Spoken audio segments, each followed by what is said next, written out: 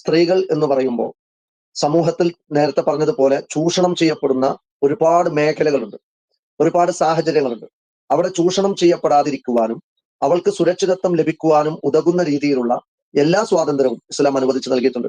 നേരത്തെ ഞാൻ പറഞ്ഞതുപോലെ അവർക്ക് ആരാധനകൾ നിർവഹിക്കാം, അതിനുവേണ്ടി അവർക്ക് ഈ പറഞ്ഞ രൂപത്തിൽ പുറത്തേക്ക് പോകാം, വിദ്യാഭ്യാസവുമായി ബന്ധപ്പെട്ട വിഷയങ്ങൾ പഠിക്കുവാനും അതേപോലെ തന്നെ വിദ്യാഭ്യാസം നേടുവാനും അതിന്റെ മാക്സിമം പഠിച്ചെത്താനും ഒരിക്കലും അവരുടെ മുമ്പിൽ ഒരു തടസ്സവാദങ്ങളും ഇസ്ലാം പറഞ്ഞിട്ടില്ല. അവർക്ക് പഠിക്കാവുന്നതിന്റെ മാക്സിമം ലെവലിൽ വിദ്യാഭ്യാസത്തെ സ്വീകരിക്കാനുള്ള സാഹചര്യങ്ങൾ ഇസ്ലാം അനുവദിച്ചു നൽകുന്നുണ്ട്.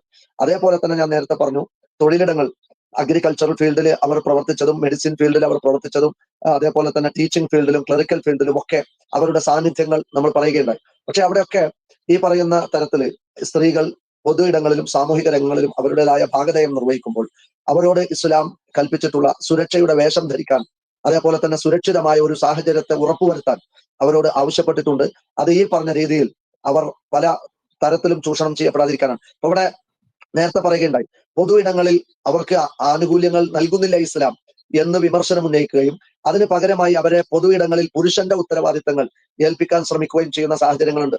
അതേപോലെ അതായത് നിങ്ങൾ ആണിനെ പോലെ ആവണം, നിങ്ങളും ആണിനെ പോലെ പണിയെടുക്കണം, നിങ്ങളും ആണിനെ പോലെ പൊതു ഇടങ്ങളിൽ പ്രത്യക്ഷപ്പെടണം ധാരാളമായിട്ട്, നിങ്ങൾക്ക് ഏത് പാതിരാത്രിയും ഇറങ്ങി നടക്കണം. നേരത്തെ പറഞ്ഞ പോലെ ചായ കുടിക്കാനും അതേപോലെ ഇപ്പോ പുതിയൊരു ട്രെൻഡ് രൂപീകരിക്കാൻ വേണ്ടിയിട്ട് നൈറ്റ് റൈഡേഴ്സ് എന്ന് പറഞ്ഞൊരു പോസ്റ്റർ കണ്ടു സിനിമയുടെ. ഈ നൈറ്റ് റൈഡേഴ്സ് എന്നൊക്കെ പറഞ്ഞ് ഇത്തരം ചിന്തകൾ ഇട്ട് കൊടുത്തിട്ട് ഇപ്പൊ ഏത് സമയത്തും നിങ്ങൾക്ക് പുറത്തിറങ്ങാം, എങ്ങനെയും നിങ്ങൾക്ക് യാത്ര ചെയ്യാം, ആരുടെ കൂടെയും യാത്ര ചെയ്യാം. അതില് കാമുകനായാലും കുഴപ്പമില്ല, ബോയ് ഫ്രണ്ട് ആയാലും കുഴപ്പമില്ല, ബെസ്റ്റി ആയാലും കുഴപ്പമില്ല, റിലേഷൻ ആയാലും കുഴപ്പമില്ല എന്ന് പറഞ്ഞിട്ട് റിലേറ്റീവ്സ് ഞങ്ങൾ തമ്മിൽ റിലേഷനാണ്, ഞങ്ങൾ ബെസ്റ്റിയാണ്, ഞങ്ങൾ ഫ്രണ്ട്സ് ആണ് എന്നൊക്കെ പറഞ്ഞ് സകലവിധ അരുതായ്മകളുടെയും സാഹചര്യം അത് ഒരിക്കലും നിഷേധിക്കാൻ കഴിയാത്ത വിധത്തിൽ നമ്മുടെ പൊതു ഇടങ്ങൾ അത്രയും മോശമായ സാഹചര്യങ്ങളിലേക്ക് എത്തിച്ചേർന്നിട്ടുണ്ട്.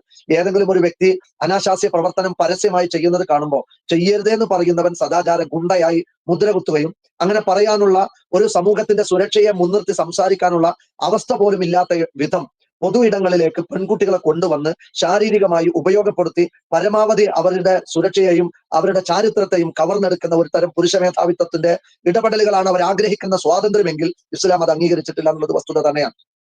ഇവിടെ നേരം പുലർത്തുന്നത് വരെ കറങ്ങി നടക്കണം, ഇതാണ് ഒരാൾ ആഗ്രഹിക്കുന്നത്. വ്യഭിചരിച്ച് നടക്കണം, ഇതാണ് ചിലർ മോഹിക്കുന്നത് എങ്കിൽ അത്തരത്തിലുള്ള ഒരു കുത്തഴിഞ്ഞ ഫ്രീ സെക്സിനെയും ലിബറൽ സെക്സിനെയും അതേപോലെയുള്ള ഉദാര ലൈംഗികതയെയും അതിന് സാഹചര്യങ്ങൾ ഒരുക്കുന്നതിനെയും ഒരിക്കലും ഇസ്ലാം അംഗീകരിച്ചിട്ടില്ല. എന്നാൽ വിശുദ്ധിയും ചാരിതാർത്ഥ്യവും പവിത്രതയും കാത്തു സൂക്ഷിച്ചുകൊണ്ട് അവർക്ക് സുരക്ഷിതമായ തൊഴിലിടങ്ങളിൽ പ്രത്യക്ഷപ്പെടാനും അവരവരുടേതായ ഉപജീവനങ്ങൾ കണ്ടെത്താനും ഒരിക്കലും ഇസ്ലാം അതിനോട് വിയോജിക്കുകയോ തിരിഞ്ഞു നിൽക്കുകയോ ചെയ്തിട്ടില്ല എന്നുള്ളതാണ് ഈ രംഗത്ത് നമ്മൾ മനസ്സിലാക്കേണ്ടത്.